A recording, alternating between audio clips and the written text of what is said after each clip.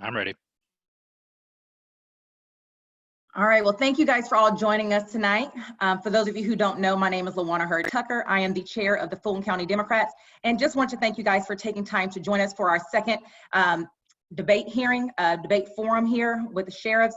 And super excited you guys chose to join us. We know there are tons of Zoom meetings that you guys could have chose to be on tonight, but you guys took time out of your schedule to be with us. So hopefully you guys will get something from this forum tonight, hear from the candidates.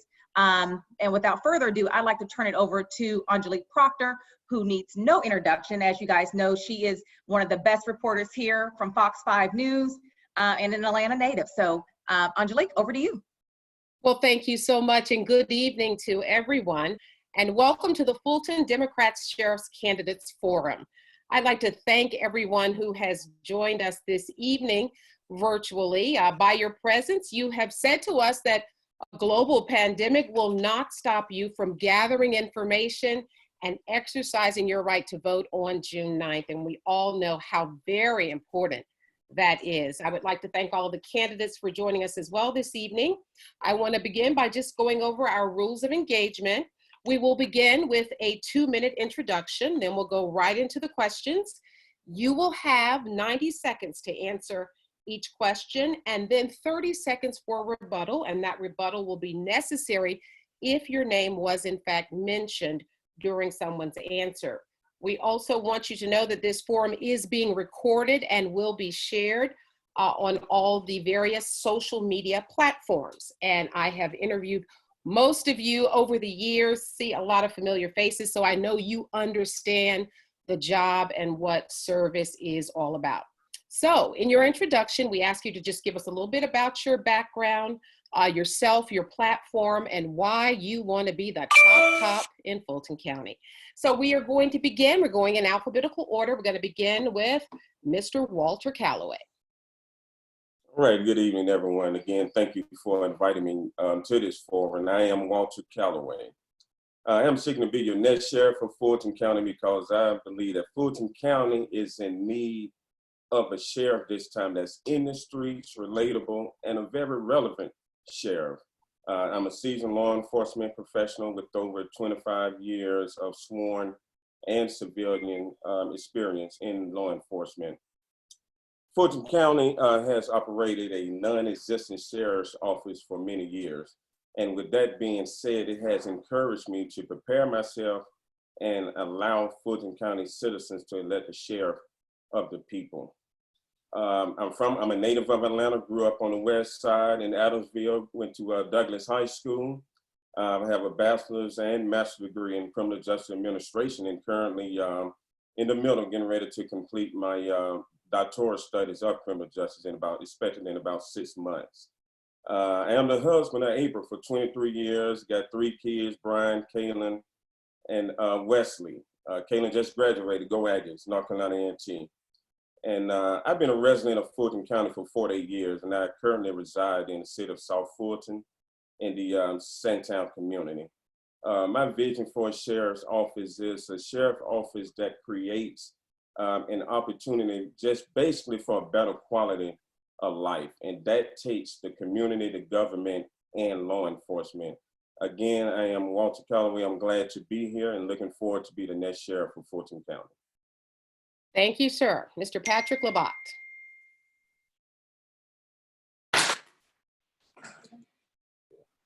Good evening. My name is Patrick Labat. As you mentioned, I'm a veteran at this. I am the retired chief of the City of Atlanta Department of Corrections, a native of Fulton County, from Frederick Douglass High School to Clark Atlanta University. I got my master's degree at Columbus State University. My wife Jackie and I are the proud parents of a blended grown family of 4.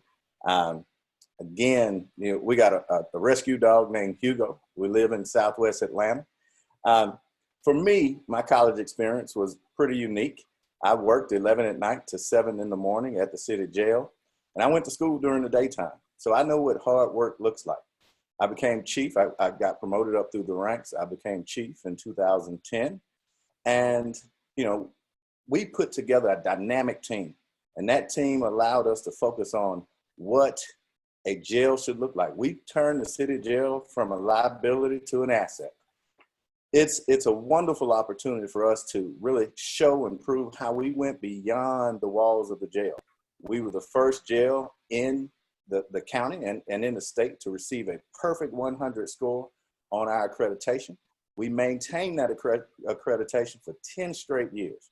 I'm the only candidate to have received the Georgia Jail Administrator of the Year award from the Georgia Jail Association, and not once, but twice, in 2015 and again in 2019. For me, it is, people ask why chief, right? It's the right time for change. I'm the right person for change. And, you look at where we come from and where we need to be. I've already begun to meet with mayors, council members, commissioners, so we can figure out, we can move quickly beyond day one planning and immediately start either June 10th or June 19th, barring a runoff. So that said, I'm the only candidate that's been awarded the Phoenix Award after 30 years of dedicated service. I need your support and your vote on June 9th to avoid a runoff. But any information that follow-up information, please visit our website at Labat for Sheriff, as well as all social media platforms. I look forward to our dialogue tonight, and thank you very much. All right, thank you. Sheriff Theodore Jackson. Good evening. I am the sheriff. This is my 12th year as sheriff. A little bit about my background: undergraduate degree in physics from Morgan State, a certificate in public administration from the University of Southern California, a graduate of the Harvard J.F. Kennedy School of Government, graduate of the FBI National Executive Institute, a Vietnam War veteran, 32 years with the FBI, 22 years in management and executive experience. My last position was special agent in charge of the Atlanta FBI office that covered the entire state of Georgia. Following my career at the FBI, I was appointed by the governor in 2004 to be interim sheriff from July 26th through December 31st. After that, I was a candidate in 2008, elected, took office January 1st, 2009, walked into the worst sheriff's office in the state, not my words, words of others. We had a tragedy March 5th, 2011, shooting in the courthouse. We didn't have a security plan. The law required a security plan after the tragedy. So the first day we started on a security plan. We have the most inclusive. All right, Sheriff, thank you so much. You have a lot to share with us, and I apologize. This is not alphabetical order. This is the order that she just gave that you all to me in. So our next candidate will be Myron Freeman. Yes, thank you very much. I was born at Gregory Memorial Hospital, grew up in the Pittsburgh community, graduate of Luther Judson Price High School, served in the United States Army as a military policeman, FBI Academy graduate, obtained my Bachelor's of Science degree in criminal justice, a master's degree in public administration from Brown University. I've been a resident of Fulton County for more than 40 years, married to my wife, Pamela. My daughter, Miley, is 10 years old. 2004, I retired as Lieutenant Colonel, my rank, Deputy Commissioner, second highest ranking executive position in the Georgia Department of Public Safety, aka Georgia State Patrol. I was the elected sheriff of Fulton County from 2005 to 2008. And as the next sheriff of Fulton County, I will work to ensure that the citizens have the comfort of knowing that their homes, children, and businesses are safe. As the next sheriff of Fulton County, I am committed to reducing crime in our communities, working with the local police agencies to make sure that we're protected. Thank you. Thank you. And our final candidate, Charles Rambo.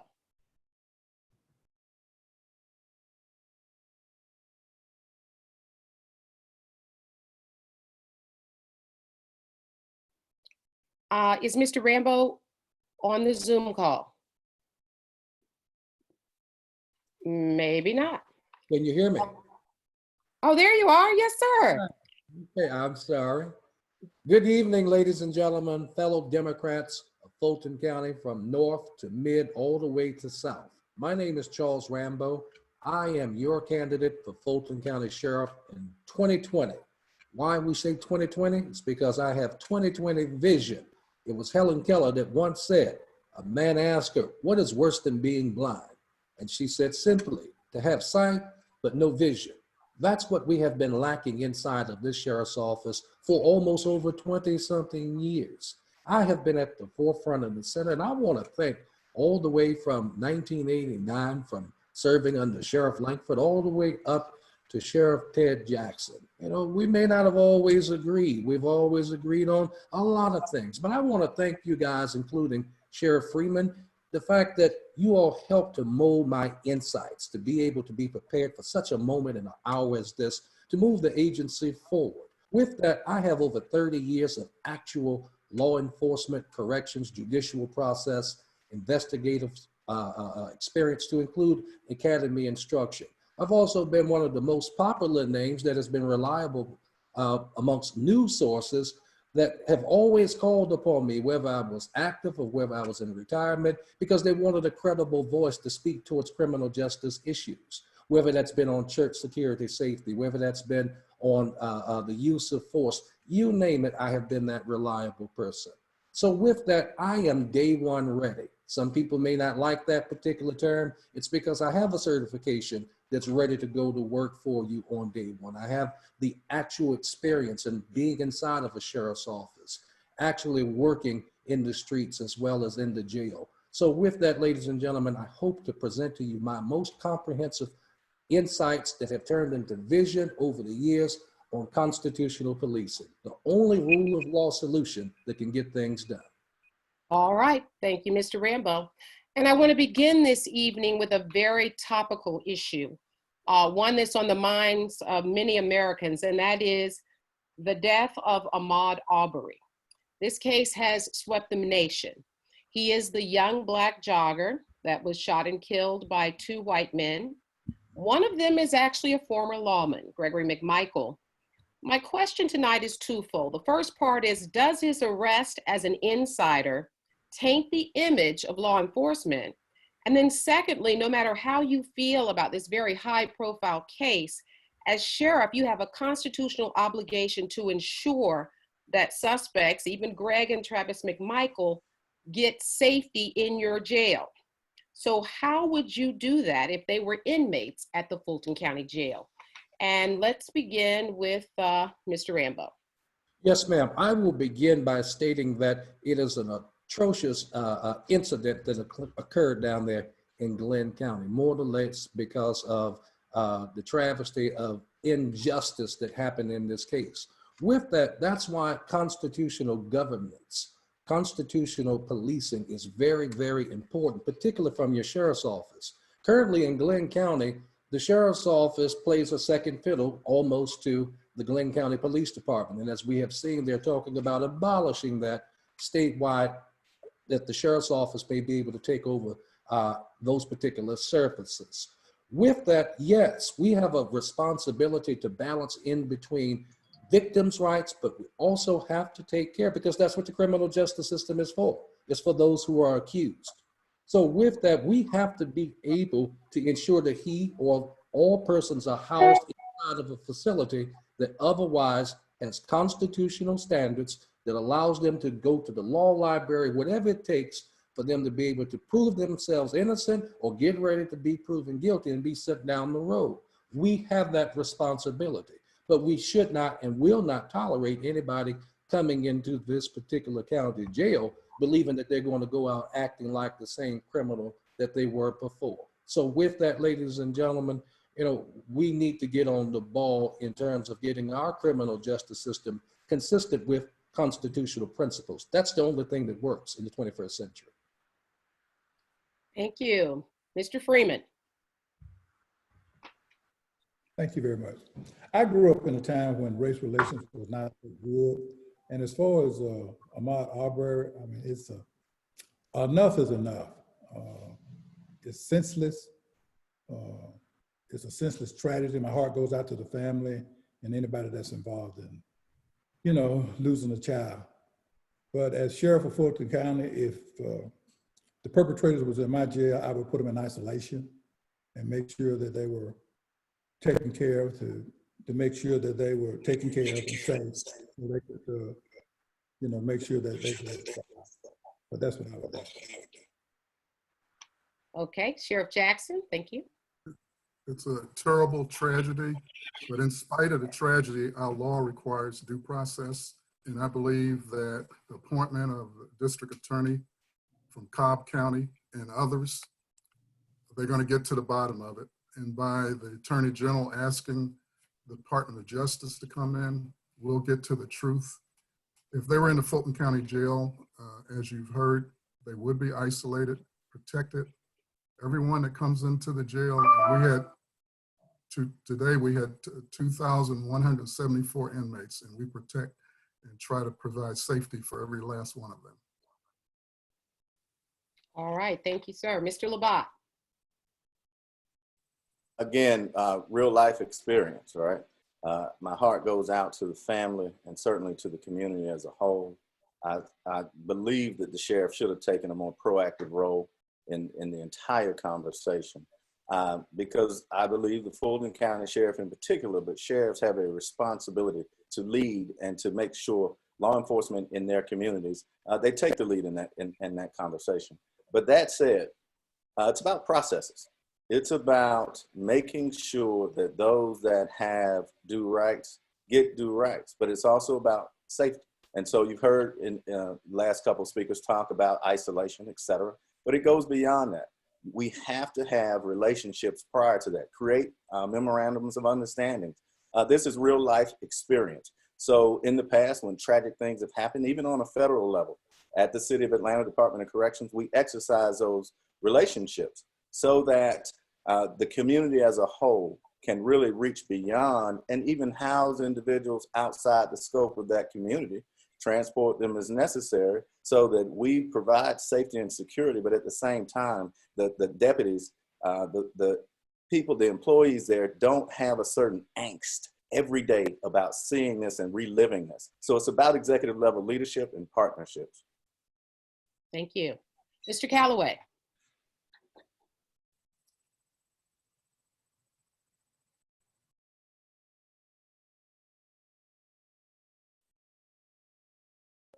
You know, we pray that they receive justice and comfort at the same time. What disturbs me that we had a police department that did not respond, as far as I know, reading and looking into it adequately to the crime that was committed. It's saddening that for that sheriff in that area not to even consider investigating and making a charge. Once that person arrives in a jail, you know, it's daily procedure, but if everything is already in place, we should already know how to respond to an inmate of that caliber coming into the jail. We should not be in a position to redo anything, to come up with new plans. The plan should already be there in standard operating procedures. Yes, he needs to be protected, just like anyone else. But as I stated earlier, why when something occurs that we have to make changes or figure out what to do? If standard operating procedures are taking place every day, when someone of that caliber comes into your jail, we're not scratching our heads, we're not thinking. The deputies, the staff, civilians are sworn. We already know what to do. We already know what should be taking place at that time. Thank you. All right, thank you, sir. Next question. There have actually been quite a few Taser deaths at the Fulton County Jail, so much so that the phrase Taser Tuesday has been coined. Many of these deaths have made headlines. Some cases have even resulted in lawsuits. Are tasers being misused, and when are they appropriate to use? Let's begin with Mr. Rambo. Unmuted. There we go. Unmuted. Can you hear me? Yes. Okay. Yes, ma'am. First and foremost, I'm a general and senior instructor certified by post that actually teaches on the use of force. yes, tasers are necessary. They're part of the use of force continuum only when you get to that particular level where you have a person that is armed or otherwise so out of control that requires for you to be able to incapacitate them. I am not familiar with the number of deaths or incidents that have occurred under the current administration, but I can say that when I was in that administration, we instituted a program called CompStat, where we held weekly meetings with command staff, as well as supervisors, as well as unit managers, where they had to be in control of the facts about day-to-day operations, to include the number of use of force incidents that occurred on their shift. And it had to be backed up by a use of force form. So with that, I am for body cameras. I am for any particular mechanism that would allow for the deputy to protect himself and others. But we cannot tolerate anyone in terms of abusing those particular tasers that otherwise would be a shock of the conscience to the public. Thank you. Mr. Freeman. Yes, thank you very much. When I was sheriff of Fulton County, I bought tasers for my staff. Now, what you can't always predict is the person you use it on, you don't know their health conditions. But tasers, sometimes it's good, sometimes it's not good. But it is a non-lethal weapon, and it helps officers to get situations under control when it's very well needed. And yes, I will continue to use that and not violate people's rights. Thank you. All right. Sheriff Jackson. I'm only aware of one incident where a taser was used and caused a death, but there were underlying health issues that I can't really talk about. The case is in court, and so the truth eventually will come out. But as you heard, sometimes people act up. We have to use force. That's non-lethal. But if you have underlying health issues, serious health issues, it can be a problem. And that's what I can say about this one case that I'm aware of. It's not abuse. We train. We have body cameras on all of our deputies. So any actions they take that are not in accordance with policy, we will do an investigation. And if necessary, we will call in outside investigators to come in, because we're transparent and we follow the law and we follow our policy. All right. Thank you, sir. Mr. Labat. Well, again, experience matters. You don't get the nickname Taser Tuesday from one incident, but what you do is you hold people accountable. So as the chief of the City of Atlanta Department of Corrections, we were one of the first in the country to obtain tasers with video cameras. Let the truth be told. And so I do advocate as a deterrent. Matter of fact, before anybody on my team was allowed to carry a taser, I stepped up first and was shot with a taser. And during that training, everybody has to receive or be tasered. So they understand and have a sense of training, if you will, a sense of what it's like to ride that lightning is what it's called. And so you don't get to be known as Taser Tuesday just doesn't pop up, but we have to hold people accountable. And certainly, let me be clear, one death is too many, period. But it is absolutely a deterrent. It is a way that we can keep down on employee and staff injuries.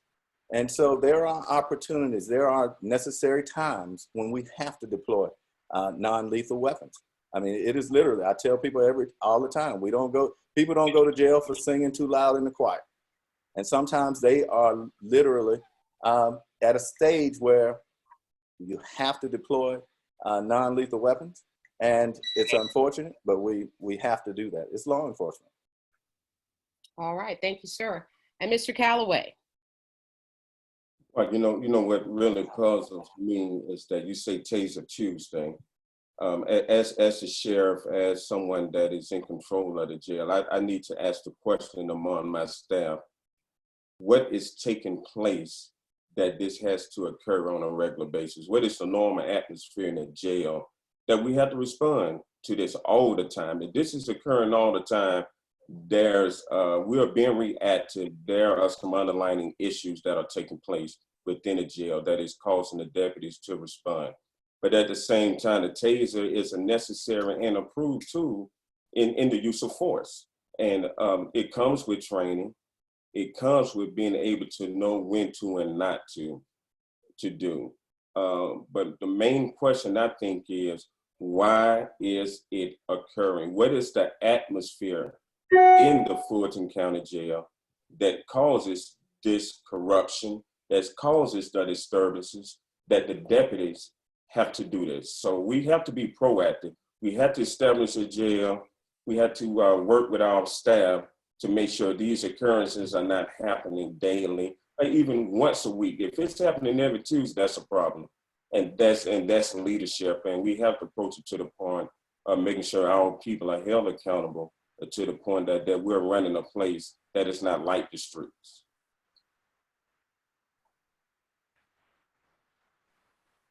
All right, thank you, sir. And as we talk about tasers, on the heels of that, there have been many, there have been many encounters with deputies and police dealing with the mentally ill. Quite often the outcome is not good, sometimes even deadly. We cover it a whole lot in the media. How would you work to make sure that deputies are better suited to handle people with mental illnesses? And let's begin this time with Sheriff Jackson. I think training is very critical in dealing with the changes in society that law enforcement is forced to deal with. So we start in basic mandate, teaching the treatment of mental health.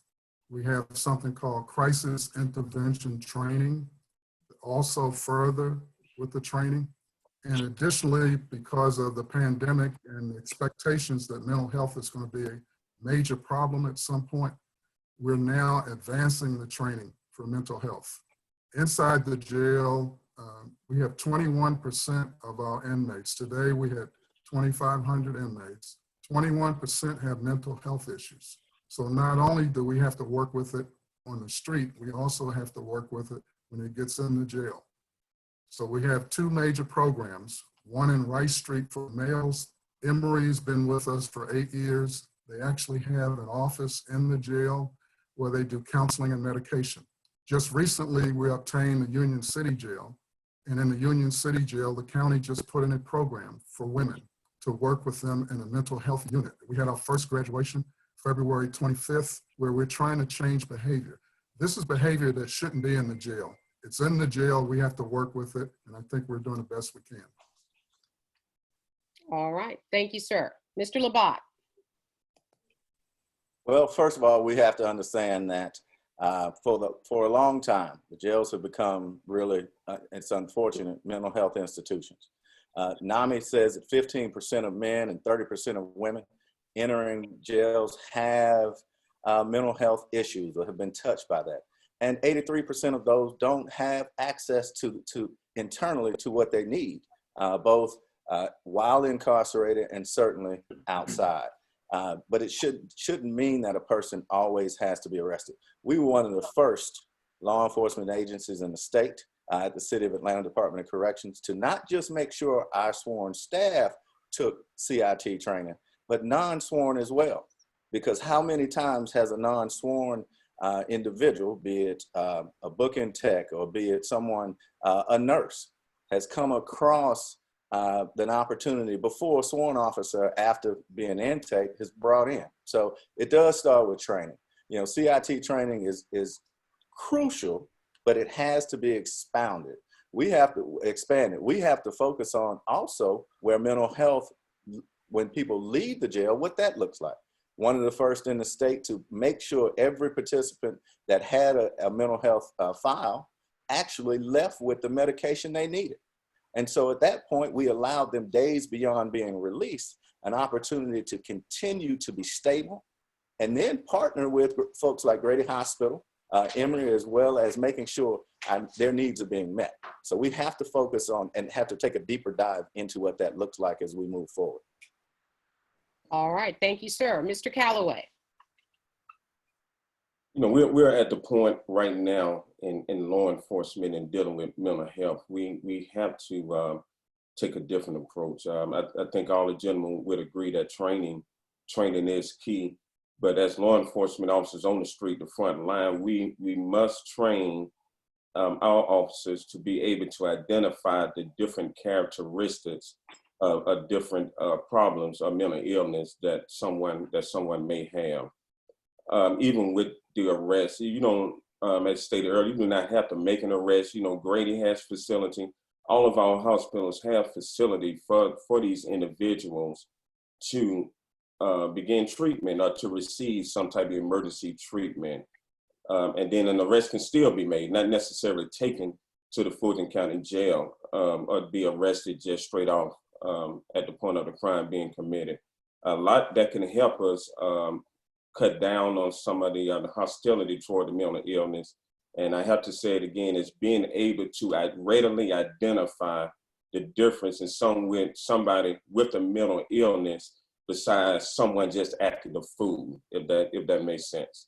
And going into the jail, you can have pre-arrest diversion programs. You can do an assessment of them coming in to determine if a mental illness is there. They've probably been in jail before, but this is nothing new. It is by case basis with the officers, but the officers we need to have standard operating procedures on how to respond to our citizens with the mental health issues. And that's just the bottom line of it. We just can't attack it as they're normal. We have to have something in place to take care of them. Even a holistic approach would be great in trying to save some of our mental health people, get them help and assistance. All right, thank you, sir. Mr. Rambo.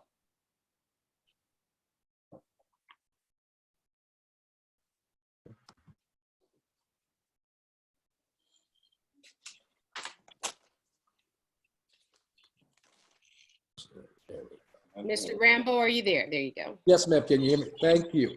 Not only am I a senior instructor, I'm also the 5th senior deputy sheriff in the state of Georgia that has completed the senior deputy sheriff module. With that, inside of that module, we also deal with mental health training for deputies statewide so they can understand best how to differentiate between what is mental health and what is a criminal act. Oftentimes, too often, county jails are being overcrowded with policing practices. And I'm going to make the appeal right here. Stop bringing mentally ill persons who otherwise need treatment as opposed to prosecution for some low-level crime and crowding them inside of the jail to fill stats. With that, ladies and gentlemen, we have to know how to use what's called a 1013 as well as an order to apprehend. One is prescribed by a doctor and another one is prescribed by the probate court judge. This is what allows the sheriff's office to take a person into custody and deliver them to an emergency receiving facility. We don't contemplate criminal charges on someone unless it was something serious because we know it's associated with their mental health. With that, we also teach inside of CIT, crisis intervention training, in terms of how to de-escalate and how to deal with persons with different levels of mental health illness. With that, again, I'm going to petition here, standing up. That's my time? Yes, ma'am. All right, thank you so much, Mr. Rambo. Mr. Freeman. Thank you very much. The first thing is that we need to stop criminalizing mental illness. When the state closed the mental health institutes, your jails became your new mental health institute. They don't need to come to the jail. They need to go to the hospital. That needs to be the first sign. And training is good and all that, but quit bringing them to the jail and take them to the hospitals. Thank you. All right, thank you. We are in the midst of a global pandemic. During this health crisis, what steps should be taken to keep inmates and staff safe in such close quarters? Do you agree with the early release of nonviolent offenders at this time? And let's begin with Mr. Rambo.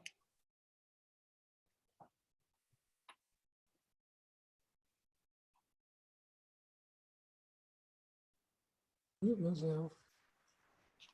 Yes, ma'am. You We there? are. Yes, ma'am. We are in a global crisis inside of an international city that happens to have one of the largest jails in the Southeast. It's unfortunate COVID has come in and forced our criminal justice system to make mass releases of inmates that should have otherwise been taken care of through speedy trials. With that, ladies and gentlemen, I'm not at a rush to try to release anybody from a facility that otherwise should be very well sanitized, that should be so well structured and ordered that we can move cases through our criminal justice system and get these guys out that they don't have to come back. Because at the end of the day, I don't care how many ankle bracelets you place on someone. I don't care how many own recognizance bonds that you release them on. At least 75% of them are not going to come back. So there has to be some type of merit that comes along with being released. And that should be in the name of getting this emergency judicial order lifted from off of our criminal justice system so we can get these cases processed. I'm not sure if you heard about here recently that there are inmates out in Los Angeles County that are intentionally drinking hot water and other antics in order to try to prove themselves as COVID-19. Hey, how about you try to prove your case? Prove your case and get into that law library so you can find out what you need to do to be properly released so you don't have to keep coming back and forward inside of our facility. All right, thank you. Mr. Freeman. Thank you very much. Yes, well, the jail is overcrowded. The Fulton County Jail is overcrowded anyway, first thing. Yes, I do believe in releasing nonviolent criminals with conditions. They can use ankle bracelets, they can report in, but you need to follow all of the CDC requirements to help protect staff and the inmates, especially the nonviolent ones, so you can do the social distancing and that type of thing. And we need to make sure that the jail is clean and sanitized. But yes, let them go home with the ankle bracelets and let them report in. That's what I would do. Thank you. All right, thank you. Sheriff Jackson. Yeah, I agree that we should try to release inmates that are no threat. And we've only been able to identify 156. Because of our population, 92% of violent offenders and they're a threat to society. We went through every inmate to get the 156 that have been released. As far as the virus is concerned, no one comes into the jail, staff or inmate, without the temperature check. Any inmate coming in, we put them in quarantine for 14 days and monitor them. We've had 150 inmates that we've received in quarantine, and all of them have recovered. We had the jail sanitized, Union City and Fulton sanitized within the last couple of weeks. Entire jail, the county paid for an outside vendor to come in and sanitize. In the meantime, we have inmate workers that continually sanitize the jail and keep it as clean as possible. We had the National Guard come in the last couple of weeks, and the National Guards took tests of all the staff that volunteered. Of 185, 5 showed positive. We quarantined them. We also checked the inmate. We have PPEs for the entire staff, and we also have masks for the entire inmate population. And because of that, it's a minimal threat inside the jail. All right, thank you, Sheriff Jackson. Mr. Labat. Again, proven leadership. I recognize the challenge with respect to what the pandemic has caused. It is absolutely a shame that we have to revert to the pandemic to start releasing people that should not, nonviolent people that should not be in jail anyway.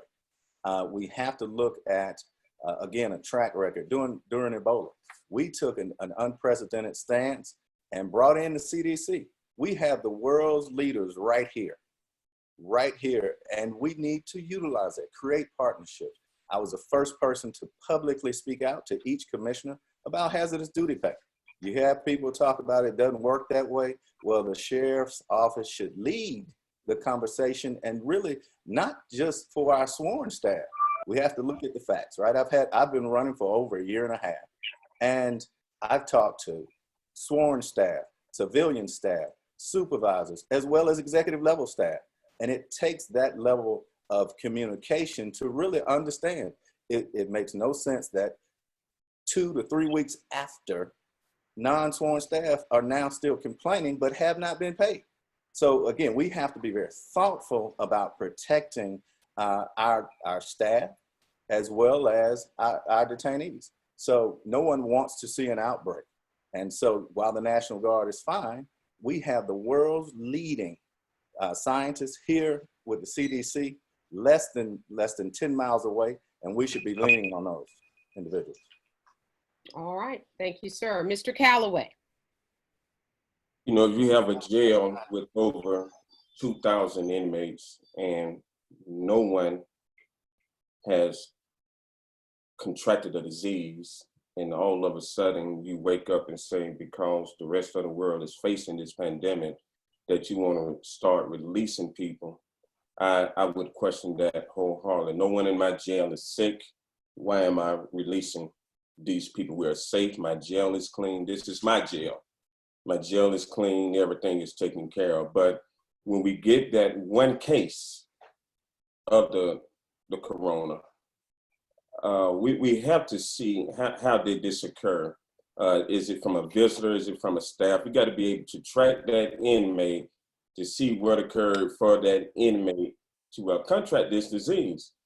If we are going to release inmates in low criminal offenders, nonviolent offenders, I'm sure there's a bunch of people sitting in jail right now that received a bond from a magistrate or someone that just can't make the bond. I think we need to start with that at the time. They already been granted the bond from the judge. Let's go ahead and get them out. But by the same token, we still have to ask the question, what health threat or what other threat would it cause the community? If you're in a jail, you can be isolated. But when we release you to our community, how many other people can you infect on your way home on the bus? Thumbs up. In the cab ride? All right, thank you, Mr. Calloway. It seems that I've heard each of you mention jail overcrowding. And I know in Fulton County, inmates do sleep on mattress frames on the floor. I actually checked with county officials today, and 140 inmates were on the floor last night. So there's been a lot of talk, but what are the solutions? How do we address overcrowding? And let's begin with Mr. Calloway. I am the lucky one this time. All right. You know, jail overcrowding, I've seen it for years occur at Fulton County. I think right now, Fulton County is in a unique situation. They're in a unique situation because our colleague, our mayor in the city of Atlanta have agreed to close the city jail. And my vision is the city jail being a non-violent offender situation, meaning that you have a lot of the community support for your veteran, your homeless, and non-violent criminals. They can run through the city jail. And with that, all your social services are there. Matter of fact, windows for this particular building, it's large enough. That right there alone could decrease the inmate size of the Fulton County Jail. The non-violent criminal, non-violent offenders could be used in this building. We have a jewel that's sitting right there. These are the ones that will not be here long. And then, matter of fact, we have the programs already in place. We got, I'm not sure, you may have 30 levels, 20 floors in that building. So much can take place to help the community, to help the non-violent offenders, and also decrease the population of the Fulton County Jail. If you're arrested for shoplifting, jaywalking, and whatnot under a state charge, let's go to this diversion center and not just proud Fulton County Jail knowing you can't get out. One-stop shop. All right. And I lost Thank internet you, sir. connection. Mr. Labat. And I'm finished. Well, again, what a wonderful opportunity. I was the chief of the City of Atlanta Department of Corrections for 10 years. The facility is built to house not just misdemeanors, it is built to house felonies as well. So when ICE and when DeKalb County faced issues, they took an opportunity to send 400 criminals, right, 400 detainees over to us so that we could help them with their problems. On a routine basis, we have partnered with some of the most, egregious crimes that have been committed, partnered with those agencies to really provide safety and security. So while there are over 1,000 beds available there, we have to have a seat at the table. And so while I reached out to my partners across the state to say, let us help get people off the floor. Let's treat them like they're human. You really have to take a closer look. You take a look where the federal judge has said absolutely in Union City that the conditions there are repulsive. As a matter of fact, he went on to say, Judge Ray went on to say, whoever was in charge should have a problem sleeping at night. So I say that to say, it's about having a seat at the table. And when you present the table and the seat and the solution, and it falls on deaf ears, it is absolutely an opportunity, a time for us to really look at how that looks to our community. And we have a space over there less than 3 miles away. We need to focus on partnerships, relationships, and making sure, while I applaud the mayor for her Center of Equity, it's time to do something. Time is up, sir. All right, Sheriff Jackson. Well, I have to start and correct Union City because a suit was filed and a judge made a comment, don't make it true. He knows it's not true. But as far as the Atlanta Detention Center in 2009 under Mayor Shirley Franklin, the county and the city came together, had a contract for the county to purchase the detention center. However, the purchase fell through. The county still is interested in working with the city, but it's more than what a sheriff can do. The county and the city have to come together, put a contract together and an MOU and it's legal liability and all those things. And I agree, the detention center would be an answer for us, but we can't do it on our own, and the county and the city need to work it out, and we just don't know how that's going to come out. The county's still interested in working and maybe leasing or purchasing, but it's a two-sided story, and it's got to be the city and the county working together.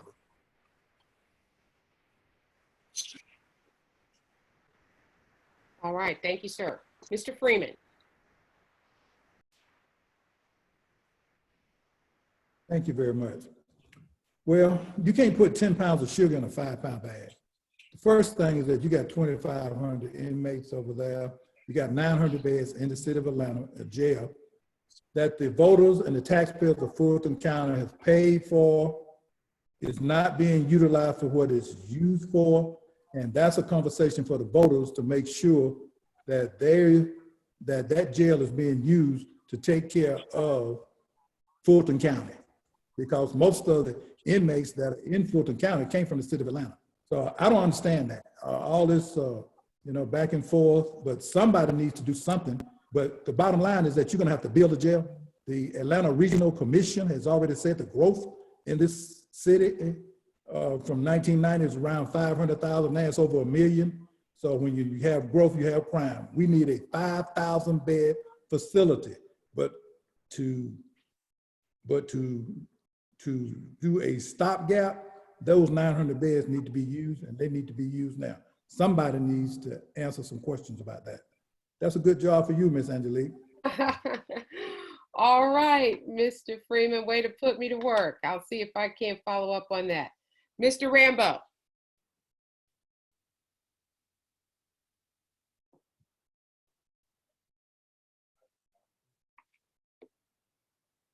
Let me start by prefacing that I started in the Fulton County Jail in 1989 when we transferred from the old jail into the new facility. I was on the fast track team. We didn't anticipate that the fact that we had underbuilt bed spaces in that planning period. I was a part of that during what we call the New Jack Swing era, or back during the mass incarceration time, when we had over 3,900 inmates and 15 people who came to work, yet we still ran that facility, you know, as if we did not have any particular issues. We had our challenges by all means, but at the end of the day, this is what I have understood what has happened. Many inmates want to take accountability for what they've done, but when they get down to court and find out that their cases are stacked up against them, that none of the probable cause that stands up against them when they go to court merits to anything, and that creates a backlog in terms of not being able to grant people speedy trials. With that, we have to get the judiciary on the ball in terms of moving these cases, because as I said in the last particular debate, I'm tired of seeing sheriffs, and I tell you as Sheriff Rambo, I'm not taking the fall for overcrowding. We're going to name those persons, whether they be the judiciary, the prosecutors, or what have you, who are not moving these cases through. But what I can tell you is that we will have a jail that is structured and very disciplined, where inmates don't want to come Time's back. up. All right. Thank you, Mr. Rambo. Our next question, President Trump took a whole lot of heat and criticism on how his administration handled immigrant detainees. If elected, how would you handle ICE detainees? And do you support policies that separate parents from their children? And let's begin this time with Sheriff Jackson. Well, I want to correct you. I am the sheriff. So as sheriff, we have a relationship with ICE. We don't hold anyone on detainers. We require them to have a warrant. In the interest of public safety, where we have an inmate that could be a threat, we won't release them. We will call ICE and give them time to get a warrant. We only hold them based on a warrant, not on detainers. And I don't believe that children should be separated from their parents. In the jail, less than 1% of our inmates have anything to do with ICE. And we have to have a working relationship, because we know there are Mexican gangs and others that bring drugs into our county. In order to protect our county, we have to work with ICE, and we work with them. We have a relationship with them. They get the warrants, and so when they're released based on a warrant, and they know that we won't hold them on detainers. All right, thank you, sir. Mr. Labat. Again, I am acutely familiar with this. As you know, Mayor Bottoms was very, very direct about her direction with respect to President Trump and not being complicit. And as such, I was directed, not only directed, but we created an environment where we stopped holding ICE detainees. Now, there is a certain amount of relationship you have to have. We actually partnered with the U.S. Marshals to make sure that each one of the individuals we held were not from the border and separated from children.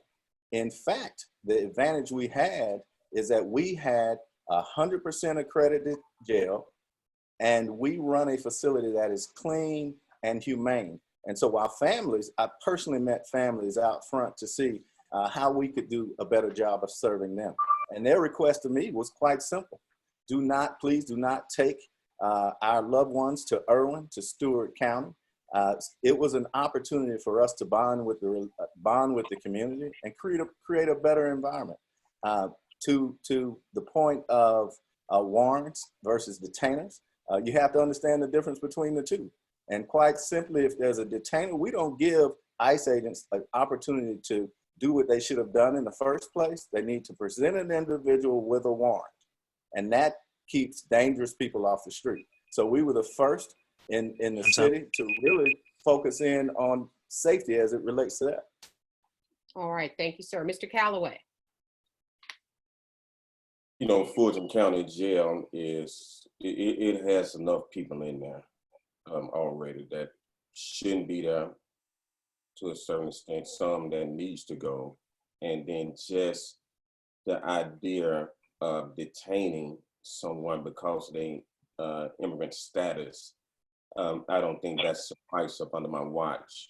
I would take the lead as the leader to say if they have not committed a crime, they shouldn't be in my jail. If they're committed a crime in Fulton County, one of the many municipalities has brought them to the Fulton County jail, yes, they should be in the Fulton County jail. If you want to detain them, yes, you need a warrant for me to hold them for, immigration status. Especially, you do not separate anyone for a reason so minute from their family. These people came, I was born into this freedom, and I was born into, this life. But all of them come to America to seek that better life for their family, so why separate them? To hold an illegal immigrant, yes, there needs to be a warrant, but by the same token, we must develop a relationship with ICE and those federal entities so that they can know where we stand and we can still be able to work together to overcome whatever the obstacles are and the problems are with the immigrants. Okay, thank you, sir. Mr. Freeman. Thank you. As sheriff of Fulton County, ICE inmates will not be in my jail. That's a federal budget. Let the federal folks put them in their jail. I don't believe in separating children from their families. This is the home of the brave and land of the free. So something needs to be worked out, but not in Fulton County. I'm concerned about the Fulton County voters and the Fulton County taxpayers. We ain't spending no money on the federalists and the ICE. Thank you. All right, Mr. Rambo.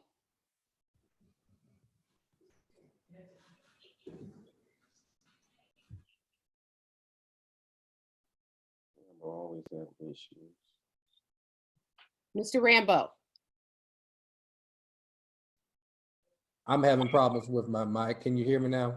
Yes. Thank you very much. Foremost, we have to remember that we're living inside of an international community that has one of the largest airports that supports the international community. So we have to expect that we're going to have various problems with illegal immigrants. And I'm not talking about the immigrant community as a whole. And we're not going to just focus that down to people who are Latino. Illegal immigration can focus even into the Eastern Bloc of Europe, what have you, that come inside of Fulton County and represent multinational gangs that also flow through our facility. With that, we have what's called 42-414, if I'm not mistaken, Official Code of Georgia, which allows us to determine the nationality of a person also through the Vienna Consular's relations.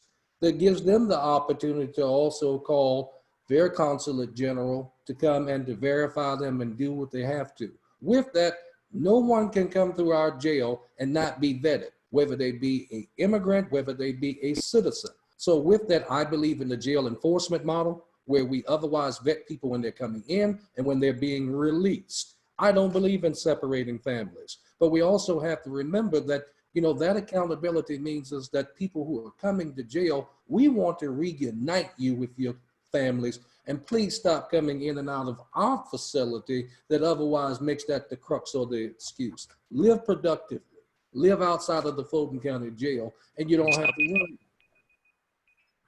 Okay, thank you, Mr. Rambo. And as we talk about children and families, let's move to female inmates. Should pregnant inmates be shackled inside the jail and or during delivery? Let's begin with Mr. Rambo this time. Yes, ma'am. I believe it was House Bill 345. Am I loud? Yes, we hear you just fine. Thank you. I believe it was House Bill 345 that dealt with dealing with inmates that are female shackled. Number one, to answer your question, no, I do not believe in shackling female inmates, especially when they're pregnant. I believe in an alternative, such as possibly an ankle bracelet, whether they're being transported to the jail, going out to facilities for any type of treatment. I also set that as a standard when I was the transitional commander at the South Fulton Regional Jail. Before it got into the conditions that it was in, it was actually a model facility where I was in charge of not only training, but I was also in charge of running that facility. And we made sure that women were treated with respect and dignity, especially if they were of a pregnancy stage. So I want to ensure that any child that comes into the world will be able to do that with dignity. All right, Mr. Freeman. Thank you. I thought slavery ended in 1863, but obviously I think that I wouldn't have a female shackled in a delivered. That's one of the most precious gifts that you could ever do to bring a life into the world. There's got to be another way, but as sheriff of Fulton County, the women will be treated with dignity and respect. And no, I don't believe in that. Thank you. And I wouldn't do that. All right, Sheriff Jackson. We have a policy against that, and I don't believe in it either. A pregnant woman should be treated with dignity. On May 7, 2019, the governor signed a bill called the Georgia Dignity Act, which in essence outlaws the shackling of women. And we already had the policy, so there's no change for us. And childbirth is, to me, is critical. I would hate to see them even in jail pregnant. I wish we could avoid that, but we can't. So we do the best we can to treat them with dignity so they can bring a child into the world that is respected. Okay, thank you, sir. Mr. Labat. Well, again, that's why it's important to have a fully accredited agency. In 2008, the American Correctional Association put forth and set a standard that anyone that is pregnant should not be shackled during birth or childbirth, as well as transportation. So the facts are the facts. And to be able to have, look, I got a wife and two daughters, right? I look at how women are being treated inside different facilities, but I also look at the diversity and the makeup of the department. It is absolutely absurd that as a female, you do not have in the top 13 executive levels at the Fulton County Sheriff's Office any female representation. So as a young officer, as a female, I don't have anybody to look up to.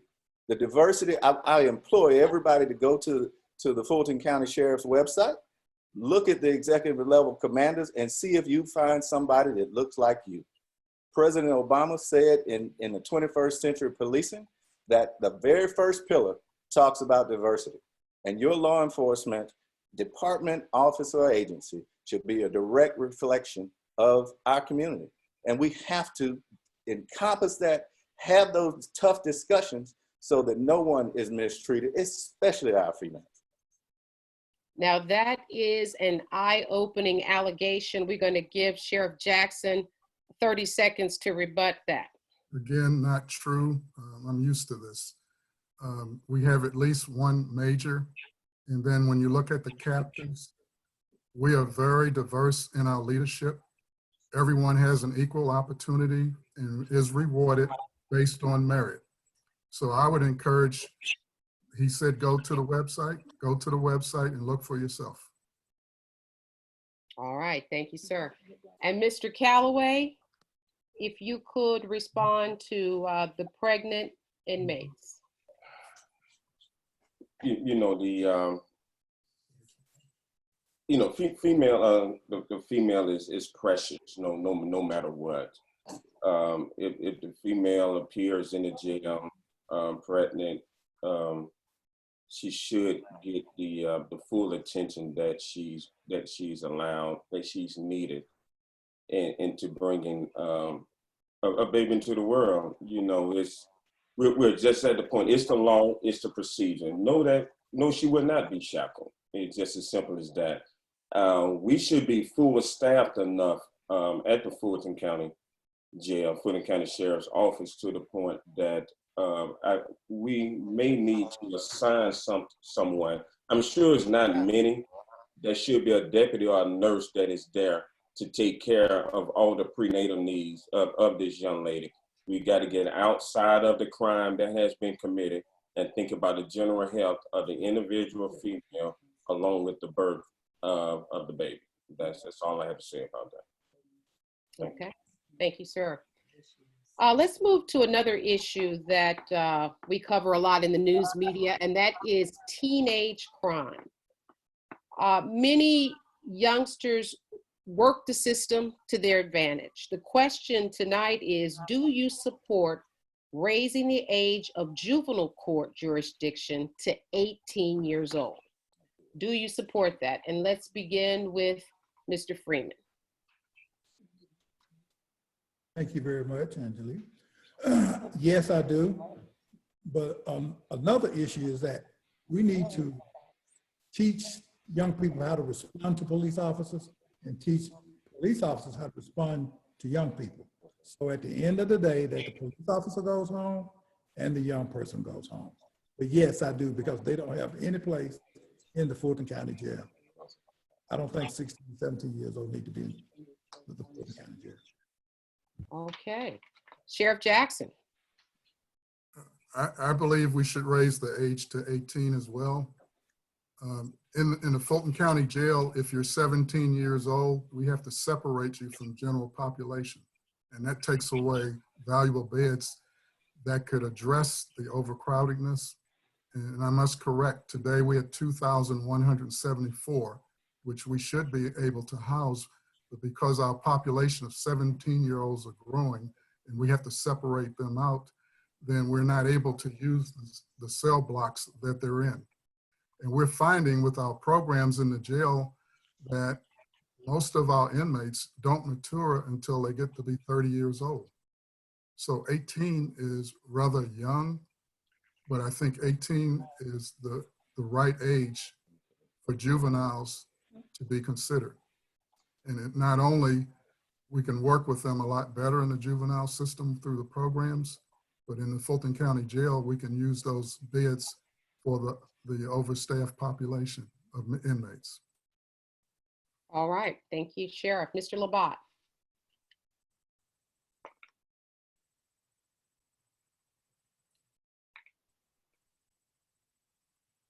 I believe we have a mic issue. Mr. Labat. Okay.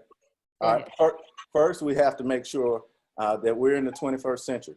There are 4 states, including Georgia, Michigan, Texas, and Wisconsin, that have not raised the age. So I support that. And we have to understand, scientists have shown, especially for young Black males and young males as a whole, that the age of 26 is when maturation starts to take place. And as the father of 2 Black males, 21, I can attest that 18 needs to be where we are to begin having those conversations. We need to really look at, it doesn't matter what age you are if you're committing a violent crime. So we have to be very thoughtful about that piece. And the other thing we have to keep in mind are 2 things. I literally had conversations with the administration. With 900 beds sitting over there, we could separate the youthful offenders, that's what they call youthful offenders, sight and sound, and again, provide better bed space. But I also have to ask our viewers to take a closer look. I went to the website.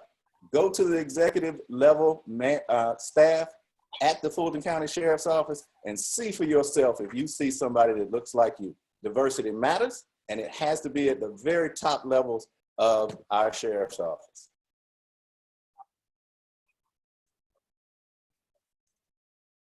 Mr. Calloway.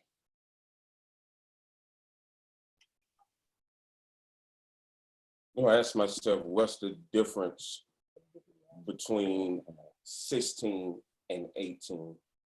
Right now, a 16-year-old mindset is that of an 18-year-old.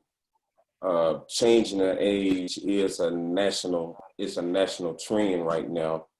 But would that only allow a certain group to commit more crimes because they know they can't go to the big jail because now the age has turned to 18?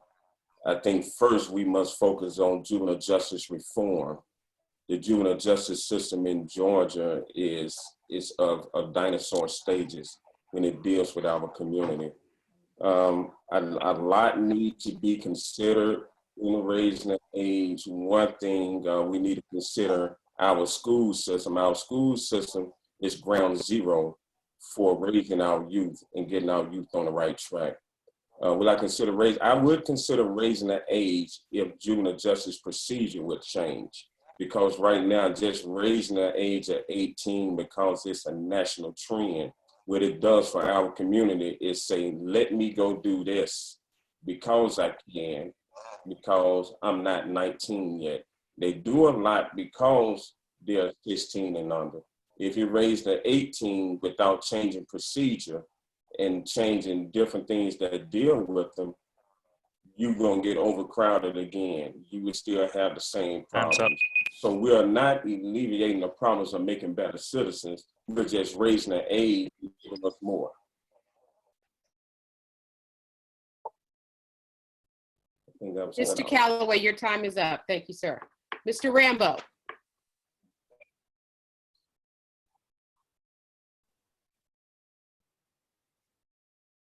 We apologize, Mr. Calloway, your time was up. Mr. Rambo?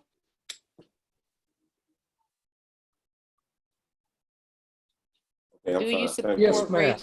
I am raising a the age certified gang of the intelligence juvenile court officer. jurisdiction I to have 18?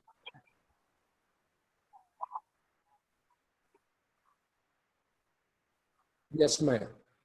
So I'm a certified gang intelligence officer. Go ahead, sir. I have worked with at-risk youth, not only in the jail, but also in communities with some.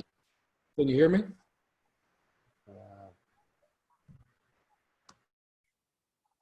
Yes, we hear you just fine.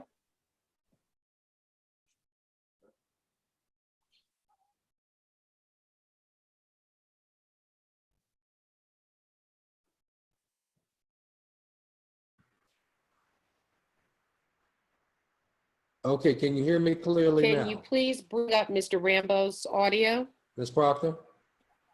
Yes, we can. Yes, we can. Yes, we hear you fine. Go right ahead, sir. We hear you just fine.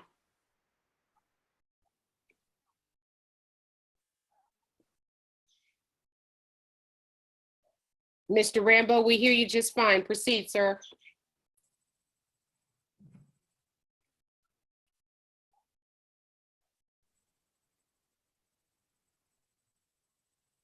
Mr. Rambo. I still see him. Does it indicate he's still on the Zoom call? He was muted. He's unmuted now. Go right ahead, Mr. Rambo. We can hear you.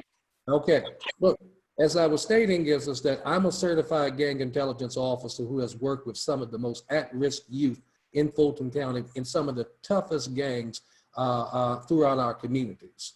With that, it doesn't make a difference whether you raise the age from 17 to 18. They've already put in the work from the time that they were 10, 11, 12, 13, and essentially trying to identify with a label of criminal behavior that elevates them to the next stage of criminality. I'm not telling you I'm for that. I've done as much as I can in terms of interdiction, intervention, as well as collaboration inside of communities. But with that, you know, if we continuously raise levels in terms of ages or statuses or what have you, only thing we're doing is just making more hardened criminals. We've got to be able to reach back and try to make communities and families whole, that they will be able to teach their children in a better fashion. So as sheriffs, we don't have to talk to their kids when they're doing what they're doing inside of communities to raise the standard with inside those particular homes, churches, as well as businesses that could help us out in trying to turn around this youth violence. All right, thank you, sir. Our next question, if you were not in this race and you had to pick one of your opponents as sheriff, who would you pick and why? Let's begin with Mr. Labat. Who would I pick and why? Well, first, let me say that this is not by happenstance. So I was very honored to, wrap up my career with the city after 30 years and 10 years as chief. In all honesty, I never contemplated not running. So I was always going to be in the race. And this is what I ask your viewers. If I'm not your first choice, make me your second choice, but I am absolutely the best choice. So to answer your question directly, Yes. I choose you, Aungelique. But I'm not on the ballot. You've got to pick one of your opponents. I understand. I do a write-in and add my name to the ballot. If I were not in the race, after I went through the field, I'd look at it and really wait till your debate was over and really do a write-in or pick after your debate was over. Okay, well, I imagine we'll have to accept that answer. Let's move on. Mr. Calloway, if you were not in the race, which one of your opponents would you select and why to be the sheriff? Aungelique, how did I know you was coming to me next? Let me tell you, first of all, I have high respect for all five of us, okay? I'm not doing this because I want to do it. Somebody asked me. I believe in following the callings that is placed upon me, okay? I am the sheriff. I've always been the sheriff in my mind. That's why I have prepared to be the sheriff of Fulton County. But I would say this, I think all of us are qualified to be sheriff. Walter Calloway will be your sheriff when you wake up on June the 10th on that morning. So only thing I would do to pray, ask the citizens of Fulton County to pray to your individual gods and ask them to direct you the way of one of these five gentlemen, and let's just see how the blessings flow. Okay, Sheriff Jackson. I'm going to go the same way. I would pick myself. You know, I've been sheriff for 3 terms, 12 years. I've done quite a bit. The agency now is recognized regionally, nationally, and internationally for all that we do. We are a model. We talked about jail most of this forum, and our jail is second to none. We have a chief jailer that's recognized nationally, regional, internationally, and I wouldn't support any of my opponents. I would support myself. Wow. It was a very serious question. Mr. Freeman, your answer, please.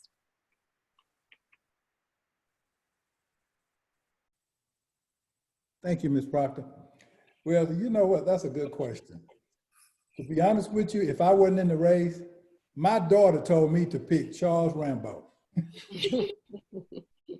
And that's the one I picked because that's what she wanted to vote for. Okay, very good. And Mr. Rambo, which one of your opponents would you select and why? And I think this question says a lot about your own character and your humility. So let's hear from you, Mr. Rambo.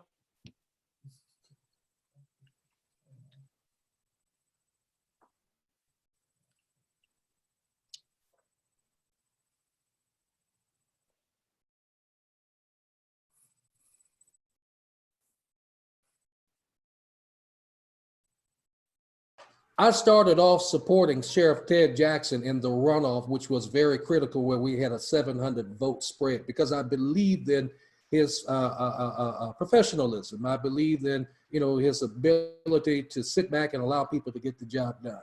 I turned around and re-supported him again, and those records can show the facts of, where I stood on those particular issues. I would have supported Pat Labat, but I wonder if he's day one ready. I wonder if he is capable of having all certifications as well as real world sheriff expertise outside of corrections to get the job done. I believe he could make a good sheriff if he had those particular certifications in place. We're not talking just corrections. And I'm not saying that to be mean. I'm just saying we need to have day one ready leadership. So with that, I'm going to agree with Sheriff Freeman's daughter, go Rambo. So that means that Mr. Freeman was the only one to answer that question. All right, we've talked a lot about cooperation. The next question is, how would you work with police chiefs within the county of Fulton? And we have lots of cities now to provide better services for Fulton County residents. And let's begin this time with Mr. Freeman. Thank you very much. Well, the first thing is that I would police chiefs, because the police chiefs in Fulton County need some help. The sheriff's office is a large agency and we need some representation in the community to eradicate some of this crime or reduce some of this crime. People are tired of their houses being broken into, they're tired of being carjacked, they're tired of not being able to go to the grocery store and shop, they're tired of being shot in the mall. I mean, it's time for us to put these criminals on the run. That's what I would do, and make sure that we have a sheriff's office presence in the community. I mean, they're supposed to be serving warrants anyway, so why not help them, back them up, and help them eradicate some of this crime. All right, thank you, Mr. Freeman. Sheriff Jackson. From day one, January 1st, 2009, I reached out at the time to 14 chiefs. Now there are 19 chiefs that are part of the county. We actually meet every other month. We're available. We do ride-alongs with them. We patrol their areas if requested. We respect them as chiefs. I've personally deputized most of the police officers in the county, their de facto sheriff's deputies, to allow them to cross city jurisdictions so they can carry out their jobs with no liability. Additionally, we have addressed the crime problems through task forces. We have task forces with federal and state agencies dealing with drugs, gangs, violent crime, sex trafficking, cybercrime, and issues that impact on the entire county. So as we work with the 19 chiefs, we're concerned about crime in the entire county. And so our position is to support them, work with them. Since 9/11, we've all come together as one law enforcement world. Even though we have different jurisdictions, we have different responsibilities. When we pull our resources together and work together, we have an impact on crime. You're gonna always have crime, but I can tell you crime is not out of control in Fulton County. And by us all working together, we make it safe. And not only are we working within the county, we work within the region. Crime is a regional issue. Thank you, Sheriff Jackson. Mr. Labat. Well, first of all, crime is out of control. It is absolutely crazy that 40 to 50% of the crime is committed by less than 500 people. And these are individuals that are repeat offenders. We know who they are. But first, we actually have to fix for ourselves from within. The infrastructure is damaged. Anytime you have 100+ vacancies, you got to take care of home first.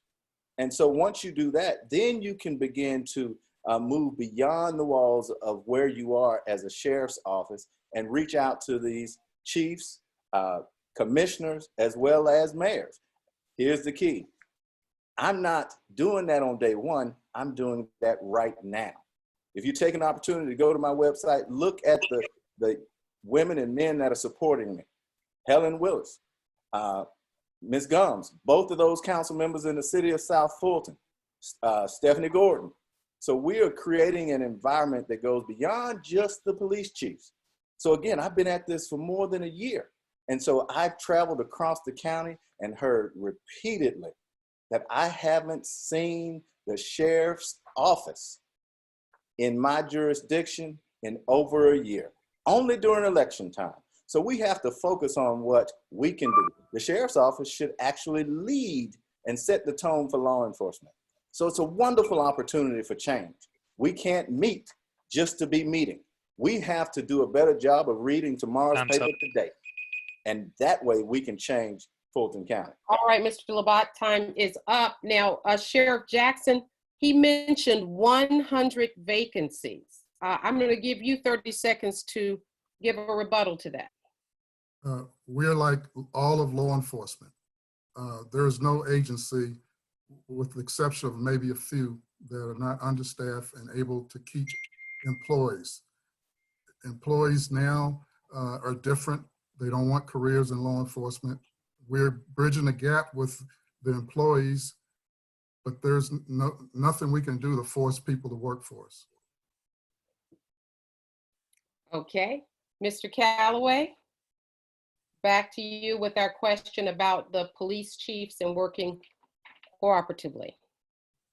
Well, you know, I really want to take the 90 seconds that I have, give 5 minutes of silence to the victims, the families of the victims of crimes in Fulton County.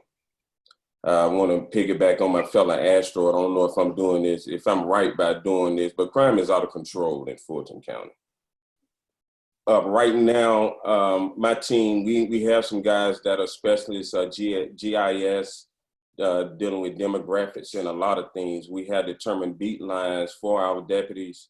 We had determined hot spots to assist our police chiefs, not only with 15 municipalities, but along with our educational institutions from Georgia Tech all the way to Atlanta Public School to be a help factor within this. They shouldn't be out there alone.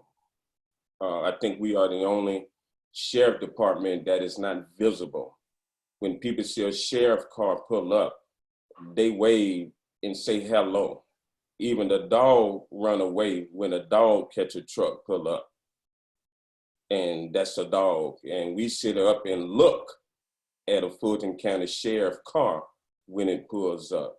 No, I do not want to put a sense of fear in the citizens of Atlanta, but what I want to do to let them know that they have a sheriff that cares about them. I need my grandmama, my auntie, my mama, they need to be able to go to the store without worrying about getting robbed and mugged. Okay, thank you so much, Mr. Calloway. Mr. Rambo.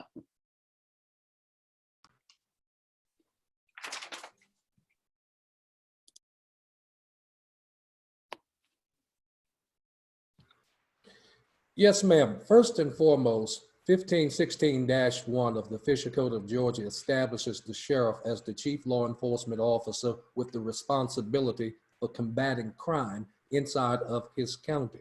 With that, we understand that we have other chiefs inside of the county that represent respective municipalities. Of course, we're going to have collaboration, but I'm going to say it, and I'm going to say it up front.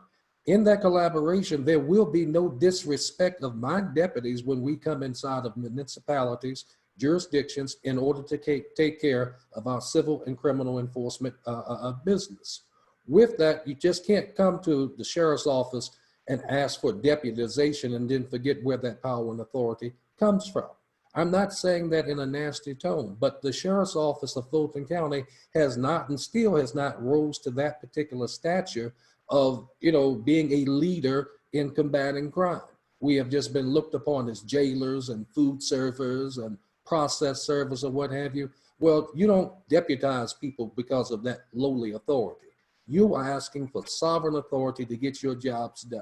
So with that, I'm looking forward to collaborating with all chiefs of police, everyone within inside the county to combat, and I'm going to agree with my opponents. Crime is out of control, and I don't know what statistics the incumbent is looking at, but it's very real in terms of communities, particularly those of you all who are watching and know what's going on in your sheriff's presence. All right, thank you. And time has really flown at this time. We need to wrap up, but I will give Sheriff Jackson 30 seconds to respond to the comment that he made about crime being under control in Fulton. Well, when you look at 19 chiefs, they're all doing an outstanding job. And there always is going to be crime. And you look at the data that's reported and you listen to especially the chiefs that are that have the major issues. There is crime, but it's not out of control. Out of control means you can't come out of your house, you can't walk down the street, you can't do anything, and you're afraid in your own presence. We don't have crime out of control. We have crime, but it's not out of control. All right, thank you. And I want to thank all of you for offering yourselves up for service. This is a tough job, and all 5 of you have said you want it, and so I respect that. The voters will have the last word, and at this time, we're going to do our 2-minute closing statements. Let's begin with Mr. Rambo. Yes, ma'am.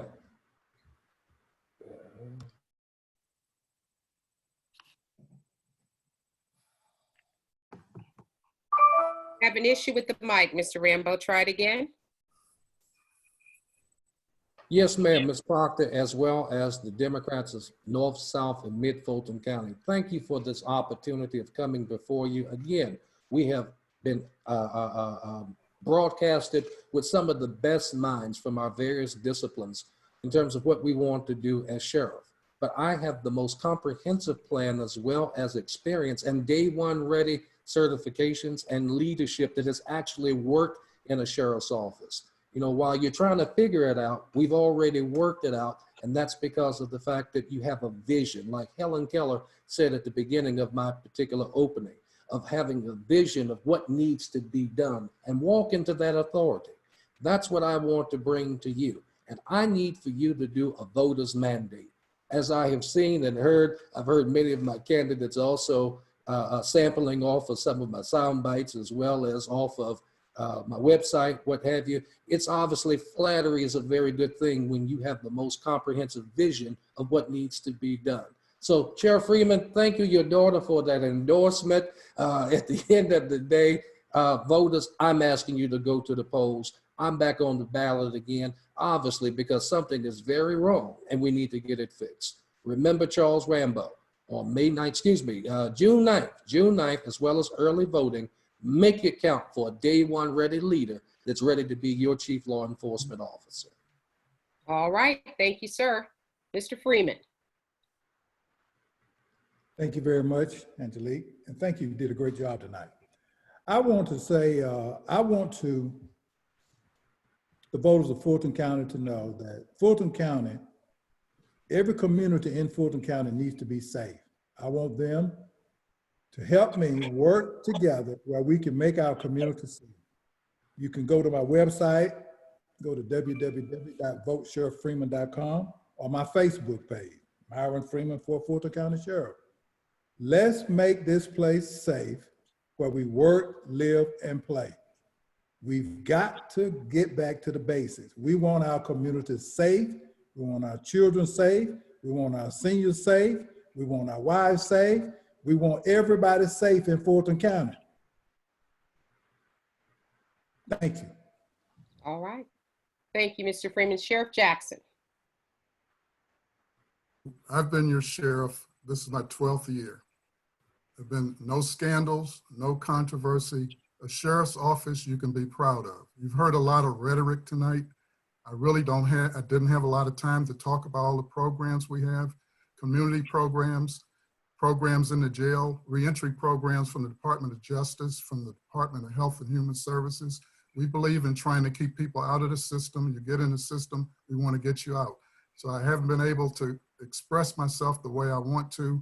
So go to my website, reelectsheriffTjackson.com, and you will find that we have programs. For example, the United Kingdom is looking at our reentry program from the Department of Justice. We were only one of 4 counties to get a reentry program from the Department of Justice. We're the only jail in the country to have a program, a grant from the U.S. Department of Health and Human Services to work with inmates that have drug, mental health issues. When they're released, we find housing, jobs, and we take care of them. There's a lot more information that we can talk about. And as far as public safety is concerned, I want to make it clear, we work with the police departments. We don't work against them. We're not going to show up. We're going to, we're going to have episodes this weekend where we're working with police departments on certain issues. We work with them. We have canines that we work with them. We also work with them on issues dealing with gangs, because gangs is a major problem in our county. And we are the leader. We provide the leadership. The sheriff's office is an executive position. It's not one you can come in on training wheels the first day and figure out what to do. We got a pandemic that we believe in the fall might come back and be even worse. And we don't need to be changing leadership in the middle of a stream. We have something that works, and I request your support again for another term. Thank you, Sheriff Jackson. Mr. Labat. First of all, thank you. Thank you for your leadership, Aungelique. It is a pleasure to see you again. I have to really say first, and let me thank Charles Rambo for his endorsement. But seriously, going back to that question, I want to be clear. I would employ the over 72 people that are on, 82 people that are on tonight's venue to literally, seriously look past the eye. We have to move past the incumbent status. And we've given the incumbent 12 years to get it right, and he hasn't. So quite frankly, executive leadership matters. We have to be hands-on. We have to have leadership that's active, engaged, bold, accountable, and certainly transparent. We have to build collaborative relationships, and I've already begun to do that. So again, I mentioned earlier, partnering with not just our police chiefs, but our mayors in our different cities, and our council members in our different cities. And I would ask you to trust them. I'd ask you to go to my website, labatforsheriff.com, and look at the number of people that have put their trust in me. And I say that and to go even beyond that, look at our local unions.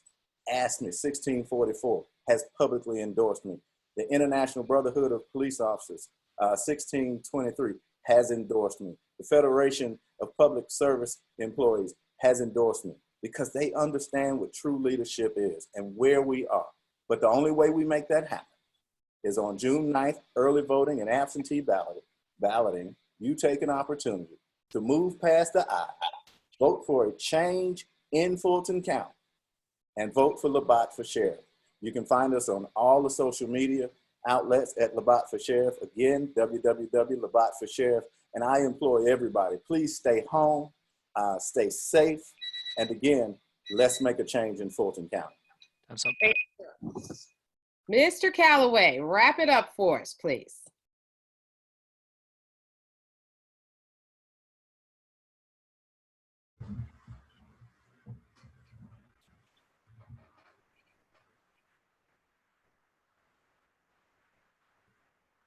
I think I was muted. Can I start over? Was Go I right muted? ahead. Start. Yes, this is our first time hearing from you.